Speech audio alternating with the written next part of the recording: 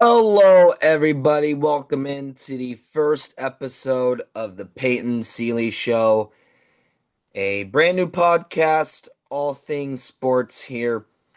It is currently 10 p.m. where I am, and I've been thinking about doing a podcast for a while, especially by myself. I like talking to myself all the time and figured why not do a podcast with it. So, we are going to be doing it. A little bit about the podcast. It'll be 3 days a week, Monday, Wednesday, Friday. Um, try to do every week. I will at least try to do at least 2 episodes a week, even if it's not on a Monday, Wednesday, or Friday. But I will definitely be talking all things sports, and give you the best insight and some about the things that I enjoy, which is sports. I am a big Philadelphia Eagles fan. I'm a big A's fan, Nuggets fan, Sharks fan. For professional sports, I am a Georgia Bulldog football fan, Washington as well. My dad was a big Washington Huskies fan, so gotta root for them, but mainly Georgia and then Michigan State basketball. I will talk about those teams throughout my podcast. And yeah, I wanted to talk a little bit about the MLB All Star game, some of the snubs that are there. Now, some of these are pitchers. Mostly the pitchers are the ones that get snubbed. There's some position players, but um, yeah. And then we'll talk. There were some big NBA trades involving Giannis, John Morant, and LaMelo Ball. I'm going to give you my grades for the trades in this episode. First, I want to talk about the A's. The A's are currently 41 and 48. And yeah, or 41 and 49, sorry. And yeah, that's good. Well, that's not good. That's terrible. But from where the A's were at the beginning of the year, they were in first place. And yeah, they were still hovering around the 500 mark, but they were in first place. And you really just had to take that as an A's fan. But then the injury bug started to happen. Jacob Wilson got on the shelf, and our defense started to get terrible. We were making errors left and right. And we started to see this team lose games that we had no business losing. Part of the issue, and our number one issue, is the pitching. Now, Soderstrom and Jacob Wilson are both on the injured list. They're position players. But Tyler Soderstrom is a really excellent player. I think he's had his best year he's had by far in the major leagues. Shout out Turlock, California from there. So shout out to the 209 for Tyler Soderstrom. Then you have Jacob Wilson, who is one of the best contact players in the game. He comes back from an injury and then he re-injures basically his shoulder. And yeah, it's just not great. And our lineup right now is not producing. If you look at our bright spot in our offense right now, it's Shea Langoliers and Nick Kurtz, and Jonah Heim has the potential to be really, really good. Brent Rooker was just announced that he was going to be out for the year. So things are just not going our way right now. The one thing that I want to make known, if you don't know me, I do not try to have faith in the A's. What I really hope for is that the development process for the young guys that we have, for a Nick Kurtz, for a Jacob Wilson, for a Lawrence Butler, for a Tyler Soderstrom, is getting to the point where we can be competitive in 1 to 2 years. Our offense makes it competitive. It's our pitching that has gone awful. Gage Jump and JT Ginn are the only two people in the rotation that I watch every game that I can, unless I have a vacation going on or anything like that. Those two are the only two that I trust right now in our rotation. Jeffrey Springs is giving up home runs like it's a part of his job description. You have Jack Perkins, who could be good. He's shown a lot of flashes, but then he has the tendency to give up 3 runs in 5 innings, 4 2/3. Luis Severino, don't get me started on Luis Severino. I don't like him. But every fifth day, outside of JT Ginn and outside of Gage Jump, those are the only two people that give a realistic chance for this offense to score 3, 4 runs and give us a chance to win games 4-1, 4-2, or 3-0, whichever one. But what makes it even worse is the bullpen guys. There is not one guy in the bullpen that I trust right now to get outs. Mason Barnett is good, but he's been giving up runs. He gave up, I think, 4 the other night against the Marlins.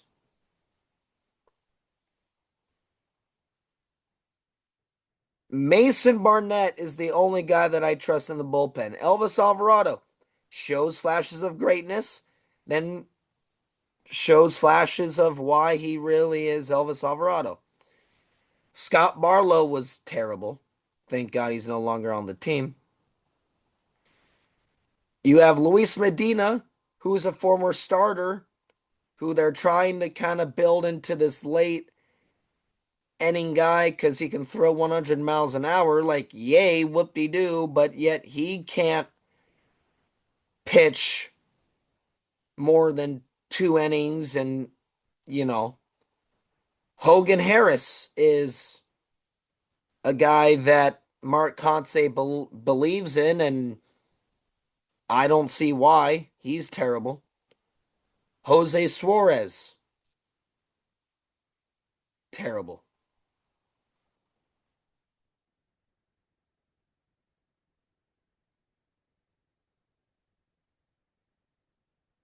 There is not one guy in that bullpen that I can sit here and say, I trust him to come in the bottom of the ninth and get outs. I mean, that should, you know, we had a guy last year by the name of Mason Miller. How many games have we blown in the top or bottom of the ninth because of our bullpen? A lot.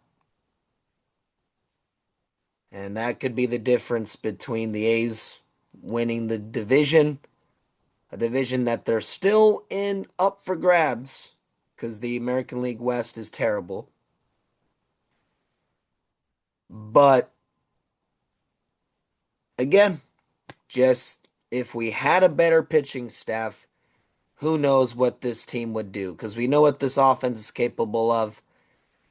And at the trade deadline, you have to be able to, you know, make the move of, hey, we have the offense, we just need the pitching. Which I'll talk a little more about some of the guys that the A's could end up grabbing um, if they really wanted to buy and try to make a push for a wild card if they really wanted to. But that is my A's rant for this episode. Now I'm going to talk about the All Star game.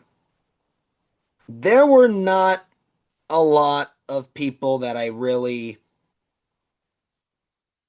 were shocked that they were on it. I think if I were to pick one, it'd probably be Sal Stewart. But again, that's just me because I don't really watch a lot of Reds games. So, that's me just being a guy. I get let's see. Sal Stewart batting 254, 17 home runs. Yeah, I don't get why he's an all-star. That's a little interesting. Let me do the MLB All Star rosters, then I'll kind of tell you. There's 26 first timers on the All Stars, which, made sense. I mean, good for the major leagues to have a variety. You do like having first time All Stars, but you also like the guys that have been there before because again, we watch it because it's the superstars.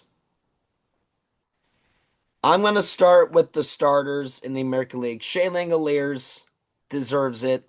That is a 20 home run season. Basically was the only guy in the offense the first week of the season that really cared about winning a game. Um Kind of cooled off a little bit. Hopefully he's okay. He took a ball to the thumb on Friday night. And was out of the lineup the last 2 days. Hopefully he's fine. I think he will be.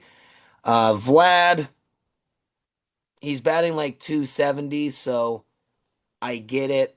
He actually said he was not going to be playing in the All Star game, so it'll be Nick Kurtz, who, I'll say this, but Nick Kurtz is deserving of it as well. Ernie Clement will make his first appearance. By the way, it's Shea's first All Star appearance as well. Ernie Clement made sense. Guy that had the most postseason hits last year. Guy that's just a contact guy. Toronto loves him. Kind of just came out of nowhere and good for him. I think he's on a perfect spot in Toronto.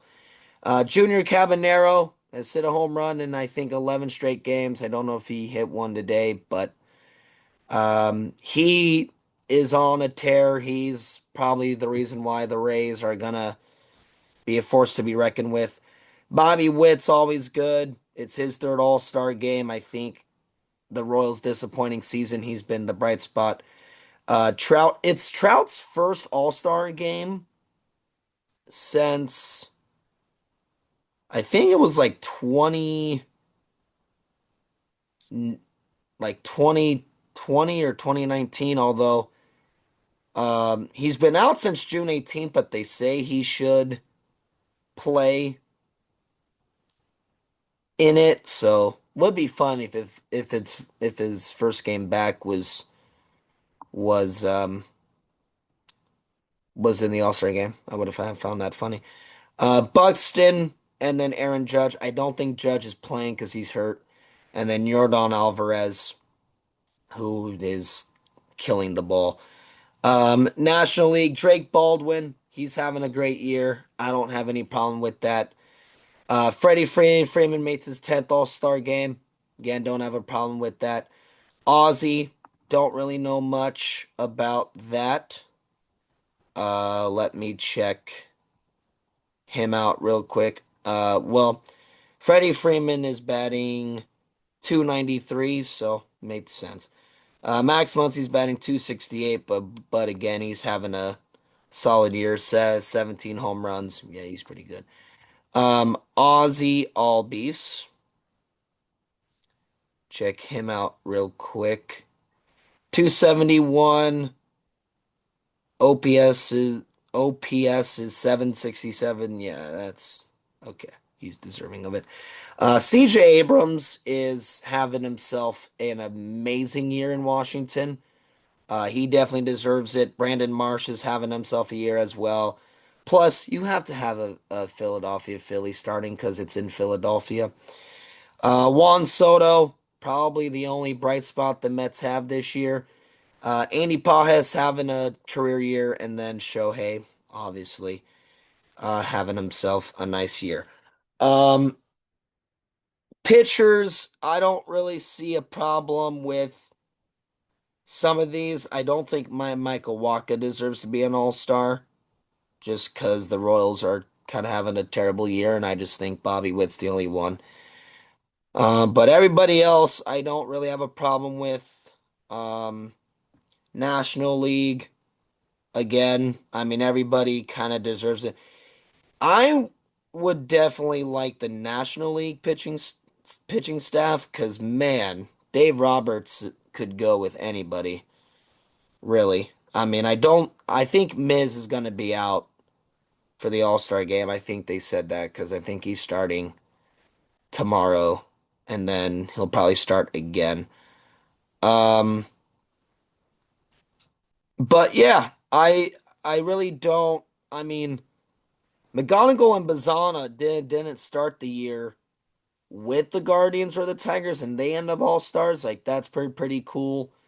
Um, I find that good. Ben Rice having another career year. Ben Rice is gonna be a force to be reckoned with. Mark my words.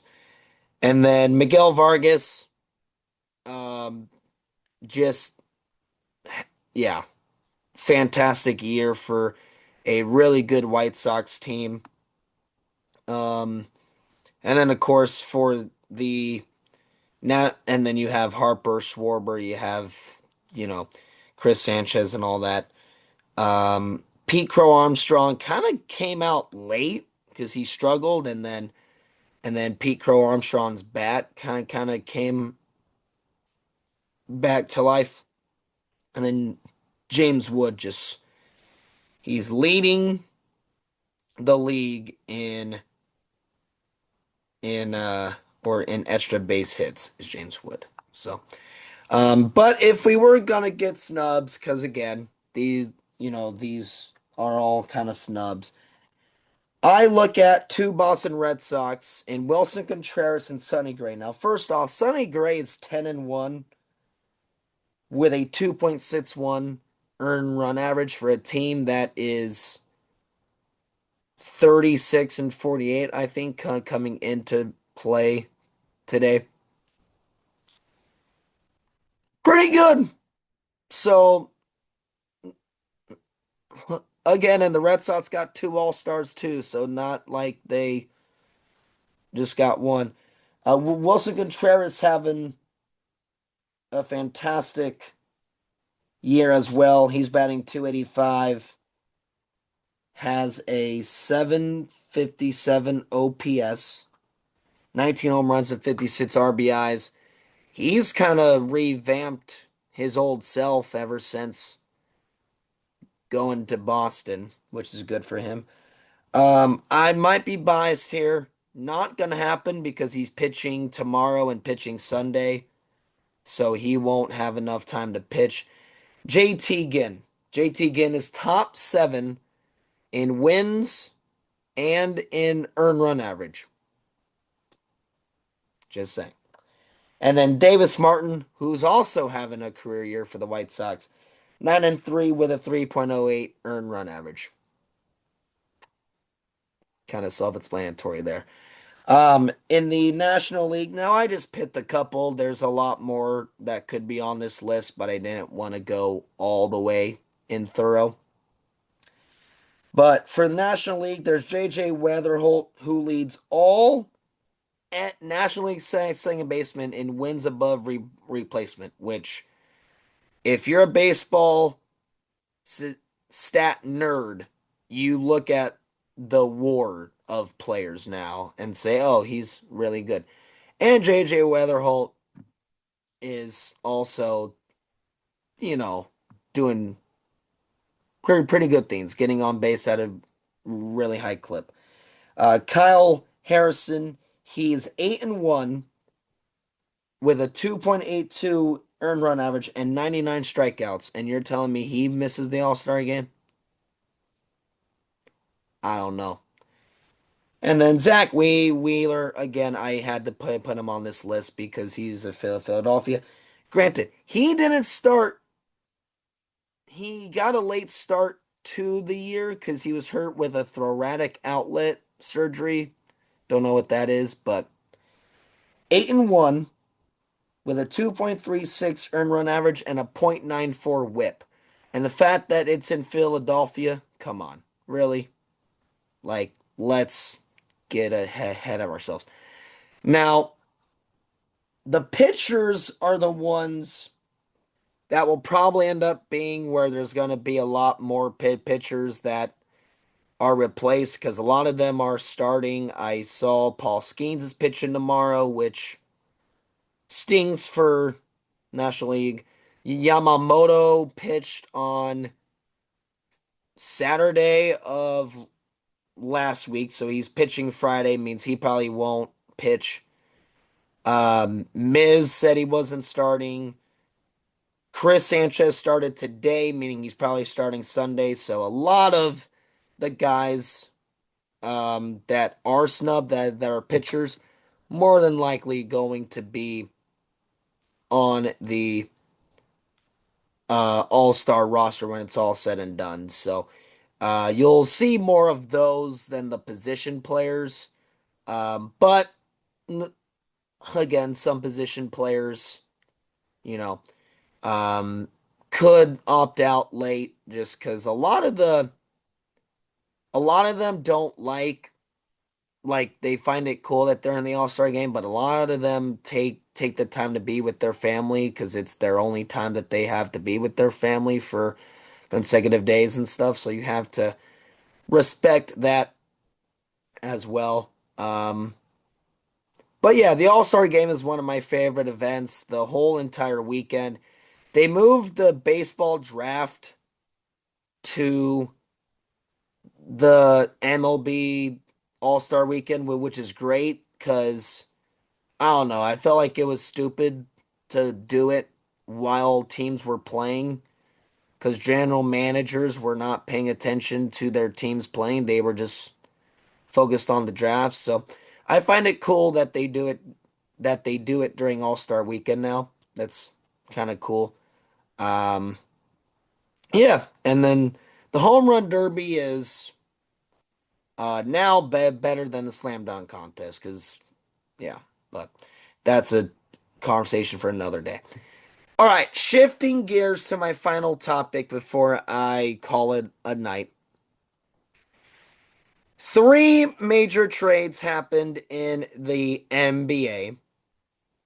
I almost said baseball again. The NBA had three major trades. Now, you could say major trades depending on the names. If you call these superstars, then great. If you don't, then don't listen. I have at least put a grade on these three main trades that happened. Now, I didn't put in the in my draft grade like the picks they got because I didn't want to write all that down. But the first trade we're going to look at is John Morant going to the Portland Trail Blazers. Now, this is good for the Memphis Grizzlies because I don't know, just John Morant came out of Murray State as a guy that could have been the next greatest point guard in NBA history. He had the flair, he had the swag, he had everything. He had the hops of a guy that was going to be a fan favorite. And off the court issues, staying on the court has been a major issue for the Memphis Grizzlies. And that kind of played a factor in what they got for him. John Morant goes to the Portland Trail Blazers, and Jeremy Grant and Chris Murray go to the Memphis Grizzlies. Now, it is sad that that's what the market of John Morant comes to, and I'm not hating on who Memphis got because I was a big Jeremy Grant guy, and I think Chris Murray has potential. But think about if John Morant could stay on the court and stay off the all the guns that he has. If he didn't have all those issues, imagine what Memphis could be. Imagine what John Morant could be. And imagine what the trade market for John Morant could be. I graded it though for Portland a B plus. I mean, there's risk and reward. The risk is all the issues that you're dealing with John Morant and his off the court issues and the on and all the so-called injuries that he has. The reward is you get a guy who is still young. I mean, how old is John Morant? Let's see right now. He has to be like 26. John Morant is 26 years old. There you go. So we're talking about a guy that should be in his prime. So there's the risk and reward factor. And the good news for Portland is there's nothing fun to do in Portland. So you probably don't have to worry about John Morant going around and flashing his guns. But yeah, it like there's a risk and a reward factor if it works. For Memphis, I did write a D minus, but I feel like that's a little harsh. It's a C minus because I like Jeremy Grant. Chris Murray's got some potential. It's just sad that this is what the market is for John Morant now, knowing that he could have been really, really good. That's the tough part. The second trade we're going to look at is the LaMelo Ball trade. And I just want to say thank you, Charlotte, for getting Naz Reid off the Minnesota Timberwolves the last two playoffs. I've been sick and tired of watching the Nuggets lose to the Minnesota Timberwolves and seeing Naz Reid knock down every shot that he put up. It was annoying. But LaMelo Ball and Josh Green, along with some first round picks and pick swaps. I'm not going to get into that because I don't care. For Naz Reid. Now, for Minnesota, I looked at this as a it's very interesting because they did have a chance to draft Ball, but they ended up going with Mr. Edwards. And I mean it's paid off. He's good.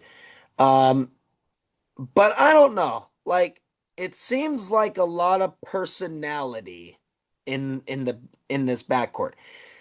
LaMelo Ball is pretty good.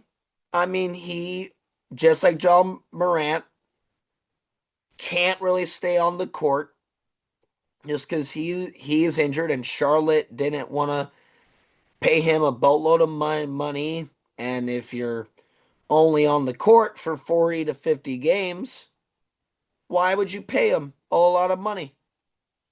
You would want a guy that's going to play 82 games and help you win. Um, LaMelo Ball, though, can shoot the ball like it's nothing. He is a pure shooter, excellent playmaker. And then they get a nice 3-and-D guy in Josh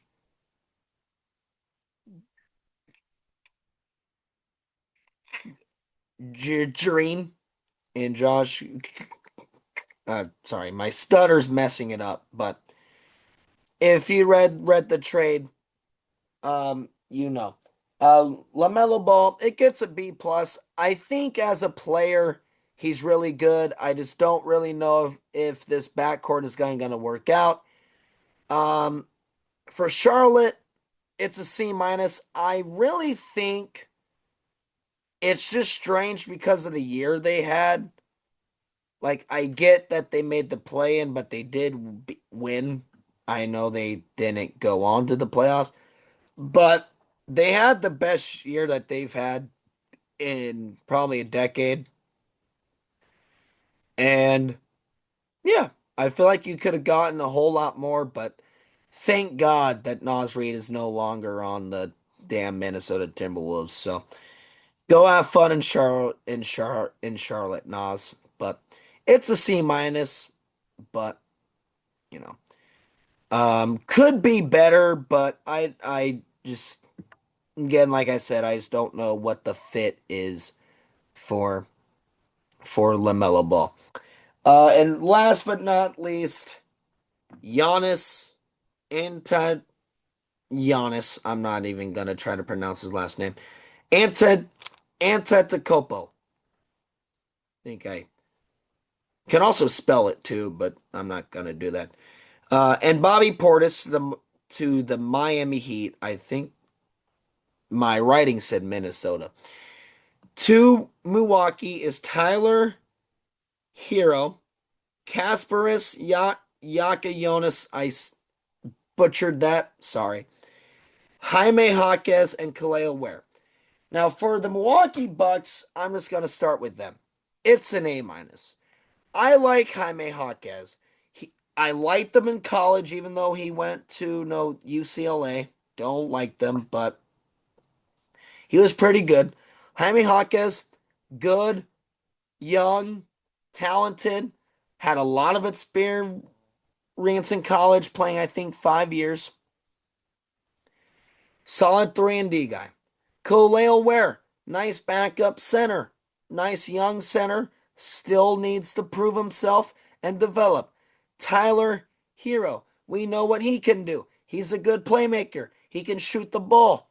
And Kasparis Yakionis, he's still young. What the Milwaukee Bucks got was three guys who they can develop and build a team around.